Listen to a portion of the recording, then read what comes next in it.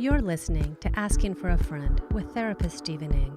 It's a conversation about human sexuality and how to approach it with intelligence, understanding, and compassion.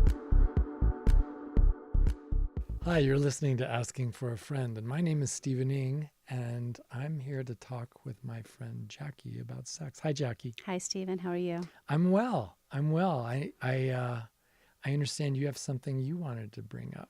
Well, it's been a couple of weeks, and okay, I'll just go ahead and say this time the friend is me. Have you seen Deadpool 2? I have. I had a blast. I enjoyed it very much, and I was not expecting to because I thought it was going to be kind of a Guardians of the Galaxy thing where 1 was awesome and 2 not so much. Right. Sequels can be a letdown sometimes. Yeah, but one of the I guess it's not a problem. The challenges of working with you on this project is it comes in every area of my life. You know, I'm just at this movie with Ryan Reynolds, and I'm thinking about, that'd be a good topic for Stephen. Oh, well, before we get into the movie, let me just say, this is how it works for me too, because, in the web of life, everything is connected to everything, and every one of us is connected to every other one. And so it would be remarkable if there was a work of literature or art in any format, including a movie, that didn't have some message, either overt or covert, about sexuality. And Deadpool definitely had actually a couple of different messages about sexuality. I mean, I don't know what you're going to talk about, but I know that, if you stopped and thought about it, his relationship with his partner, I can't remember the actress's name, but it is so unreservedly full of desire and passion and a familiar, comfortable level of vulgarity that is really authentic to the two of them. Mm-hmm. And it's just, I sort of felt a sense of privilege just watching another couple being so unreservedly with each other. I really valued and appreciated that as well. And I guess anybody who's heard us talk about movies before already knows there's going to be spoilers, so just plan on that. But I loved their relation. I loved it in the first one. Yeah. Their relationship in the first movie. And I loved it here that it continues to grow. And in the first movie, they started, it was a pickup in a bar, right? And then they didn't know each other the first time they had sex. Well, it sort of was a pickup in the bar, but not a casual pickup because he was clearly smitten. He was just poleaxed with this gal. And I don't know, for me as a man, maybe I'm guilty of projecting on him my own reality, but I know how I feel when I meet somebody who just is electrifying. And I think for him, he really conveyed as an actor that this is the sort of feeling that he had for her. And I suspect it's because that's exactly how he feels for his wife. And for him, since he's so familiar with that feeling, he knows exactly how to portray it. Sure. And I love their relationship. I thought it was very believable. Yeah, oh yeah. Which you don't always get in a superhero movie. I don't think I ever saw Superman and Lois Lane quite like that. No. But I want to talk about a more tragic part of this movie. In our conversations, we talk about the good sex and we talk about the bad sex. You're such a buzzkill. I know, and I want to talk about the bad sex. Yeah, there was some pretty bad stuff. What was it that you were thinking of? Well, I thought the most interesting thing about this movie was the quote unquote secondary character, Russell Collins, the boy who goes by the supervillain name of Fire Fist. Yeah, but I guess kind of a villain. I thought it was interesting how you think this movie is about Deadpool, and the movie, in my mind, was about Russell Collins. Well, or at least it's Deadpool insofar as he's relating to the trauma suffered by Fire Fist. And I guess we could call that his mutant name. They don't really use the word superhero. Yeah, because he's not. Yeah, it would be his mutant name is Fire Fist. Yeah, and whether we call him by Russell or Fire Fist, I think calling him Russell in some ways would be appropriate to this conversation. Because he's a child. He is a child, and you're distressed because this child went through some abuse. This child and many children went through extensive abuse, and it's this movie is Fire Fist's origin story, and has often happens. There's abuse that goes on, and what struck me with this is the whole early childhood trauma. The things that he experienced obviously had a direct correlation to his behavior later. And obviously this is a movie, so it happened within the space of 2 hours. And I just started thinking about how many people, you hear this, oh, children are resilient, don't worry, they'll bounce back. But I'm going to guess in your practice, most of the people you talk to, something is connected to something that happened as a child. Yes, short answer, yes. But I would go farther and I would say, honestly, I'd have to say every single one of us walking the planet has had some early childhood trauma that has affected us. And I can give you lots of examples that would be nowhere near worthy of, let's say, a Monday night movie, because there really isn't nearly enough drama around it. But it still affects us. And I think in this film, although the film itself lasts only about 2 hours, the abuse that Russell's character has been going through has been going on for we don't know how long. And yes, it was what's particularly painful about his abuse is that it was perpetrated by those who were charged with helping him. As often happens. Yes. Right. Often happens. It's our parents or a step-parent or another guardian who perpetrates the abuse. Well, and that's so right. I mean, those who are responsible for protecting us, helping us, teaching us, guiding us spiritually, when those people engage in abuse of the children they're charged with protecting, the abuse is even more of a betrayal. And I think affects children even more deeply than abuse from some other source, like the school bully, right? From whom they've grown to expect it. But from some adult who actually has responsibility and trust from other adults for doing the right thing, goes ahead and does that kind of abuse. It's very traumatic, and the abuse that Russell was going through was, well. Let's talk about that for a minute. Well, it was partly sexual abuse. Yes. Which again struck me that they would address something like that in a superhero movie. But Deadpool is deep. I mean, it's really easy to look from the commercials and focus in the first one that we get to see Ryan Reynolds' bare butt. And then it's all from a comic book. Yeah, but there's some deep issues that go on in these movies, and so it seemed like there was some because it was an orphanage for children with mutant powers, right? And the people who were in charge of them didn't seem to like that they had mutant powers, and were very intent on punishing them for that. Yeah, you're so right, and the abuse was sexual, but also physical. There was a lot of physical restraining going on. It seems like there was some testing even. And physical torturing going on. So there was emotional abuse.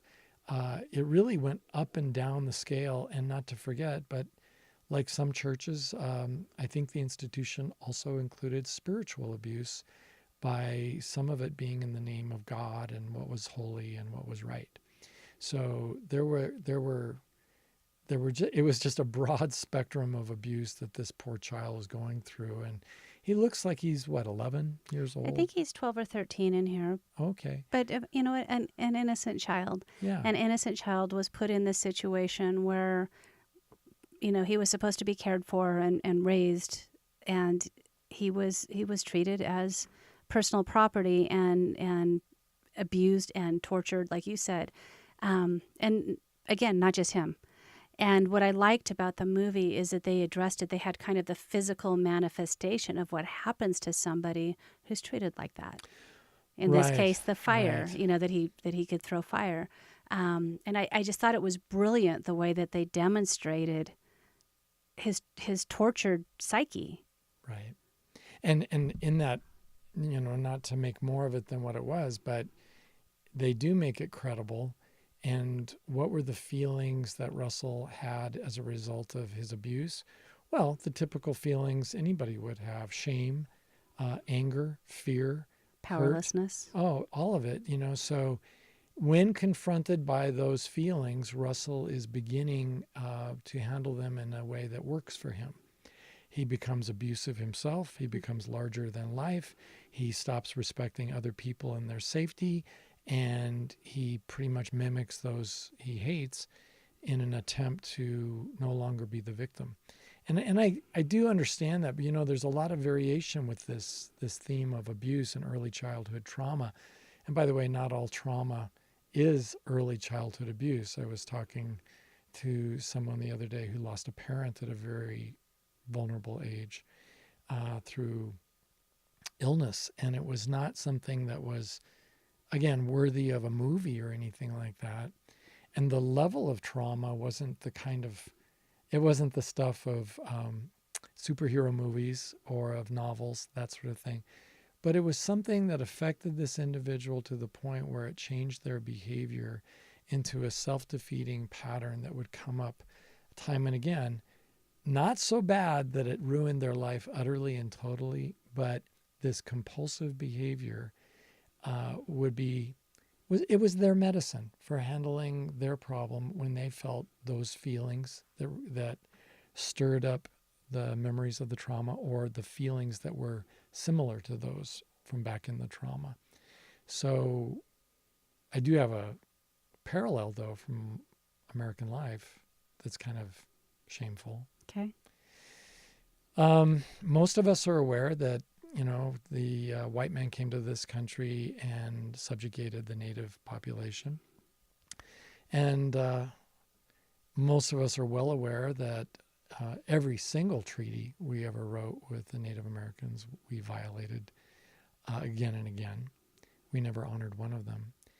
And in that history of deception and abuse and conquest, we eventually ended up putting Native Americans on reservations. And then we came in to put quotes around the word, help them, by establishing Bureau of Indian Affairs schools. It was required that the children from the reservation go to the schools, because at the time it was believed if we could educate them, they would no longer be Indians. So the children were forcibly taken, if necessary, from their parents, and they were taken off to schools, boarding schools, where they would live for the rest of the years they were in school. And these children would be as young as kindergarten or first grade age, and they were punished physically and severely if they used any language other than English. And if they had any kinds of very normal childhood reactions to trauma, like being uprooted from your home and your family and forced to learn a new language that's alien to you, they would be, if they, say, wet the bed or failed to do their chores properly, they would also be physically abused and humiliated. The abuse was so bad that it included not only emotional abuse and physical abuse, but sexual abuse as well. And often I know that the rest of us who are not Native look at the Native population and we scratch our heads wondering what's wrong with these people when we look at their very high rates of alcoholism, for example. But if you look back at the early childhood history of trauma, the alcohol suddenly makes so much sense.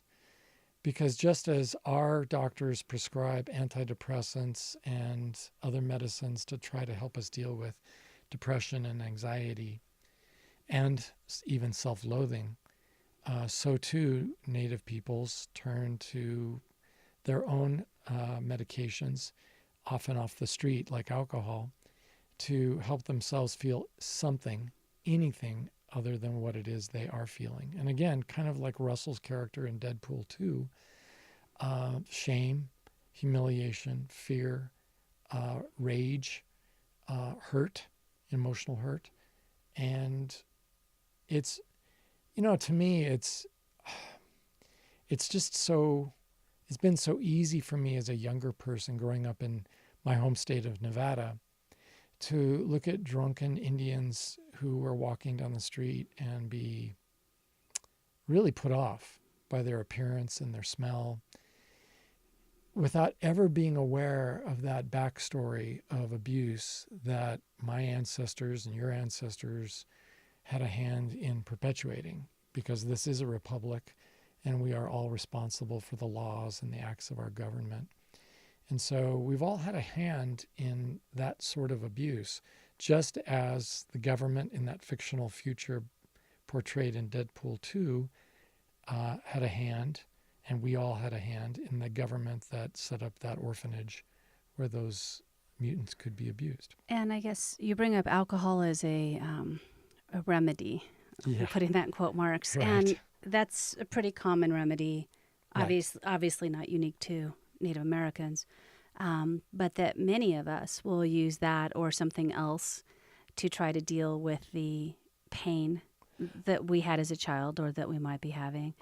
Yeah, you know, I think we were coming out of a fairly dark period in the 20th century where we really thought of addiction to substances as a completely, utterly separate disease, when really it's, you know, as Gabor Mate, the psychiatrist from Canada, has pointed out, we all have suffered some level of early childhood trauma. And it is true that we're all more or less resilient, but we are also more or less intelligent, more or less well endowed with wonderful additional people who make our lives better, and really an infinite number of other variables that we can't even review here in a podcast.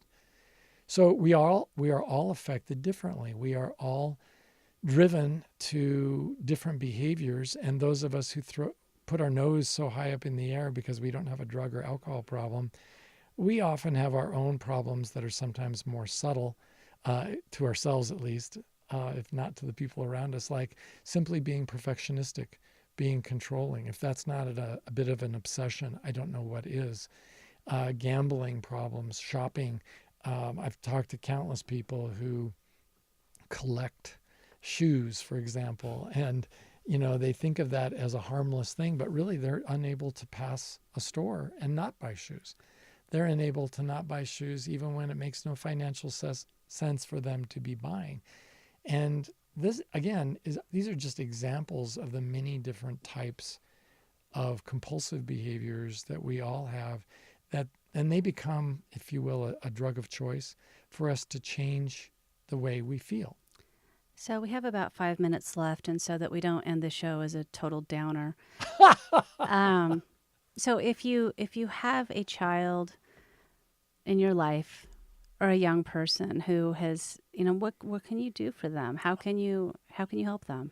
Well, you know, this information that's come out from Gabor Mate and others who have really seen the bigger picture, it may be depressing, but it's also very empowering, because it means that instead of being so focused on abstinence, whether it's from drugs and alcohol or from other compulsive behaviors like perfectionism and gambling and the other things, we can instead begin to focus again on the interior world of the human being in front of us and ask ourselves what's going on that they need to do this. Because normal, happy people really don't need a different reality because they're enjoying this one.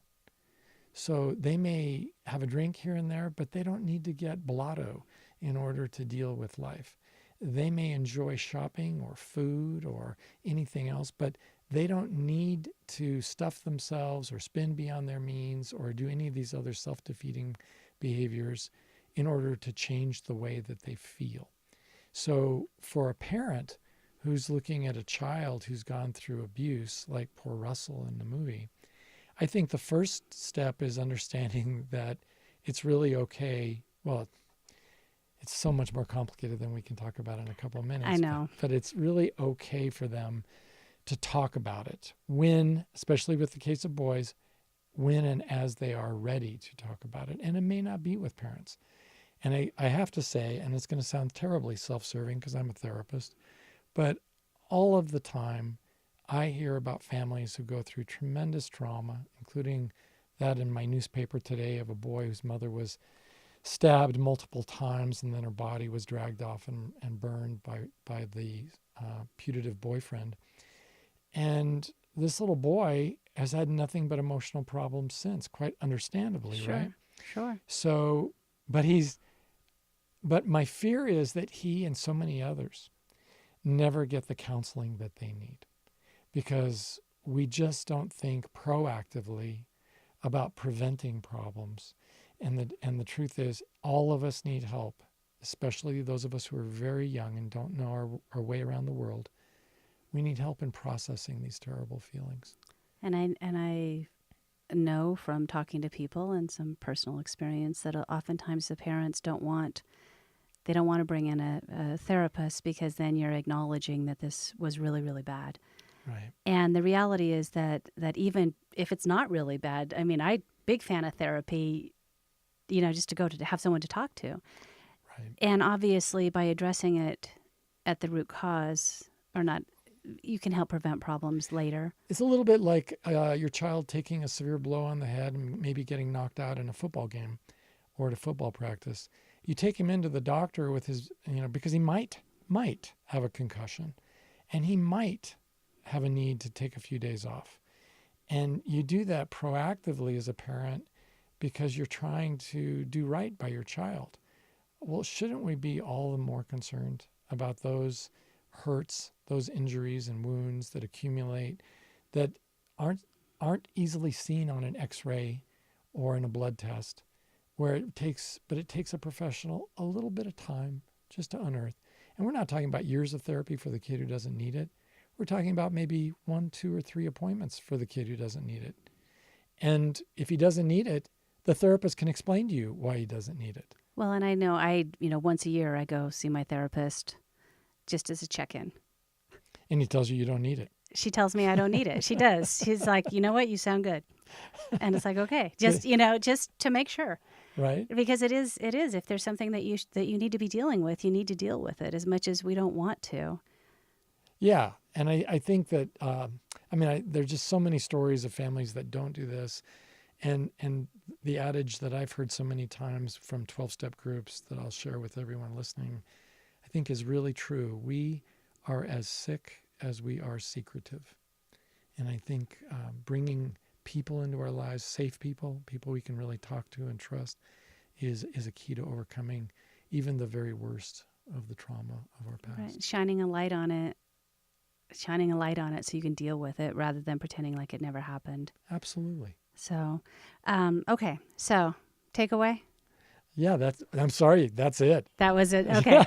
So bad things happen sometimes. We need to deal with them. Bad things happen even to the best of families, even those families who've always done the right thing by their child.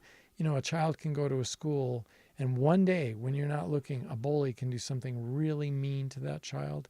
And for a sensitive young child, that can be a very traumatic experience that scars them for years afterwards and really makes them afraid of a lot of specific things that they need to work through. Okay, well, thank you so much. And to our audience, if you have a question for Stephen, go ahead and tweet us at StephenIngMFT, and we'll try to get it on a future show. Good talking to you, Jackie. You too. Thank you. Bye now.